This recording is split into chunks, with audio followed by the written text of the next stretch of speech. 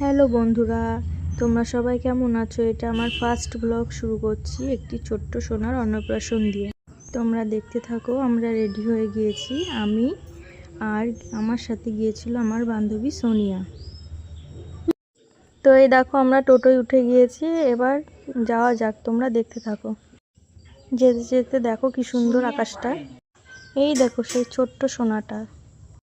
তারপর সবাই মিলে একটু ফটো তুলে নিয়ে চলে এসলাম আমাদের খেতে। এই দেখো এটা আমার ছোট্ট সোনা কি করছে দেখো তোমরা সবাই। এই দেখো থালা দিয়ে দিয়েছে, এবার মধ্যে থালায় লেবু, সাদা ভাত, ডাল, মাছের ঝাল, স্যালাড,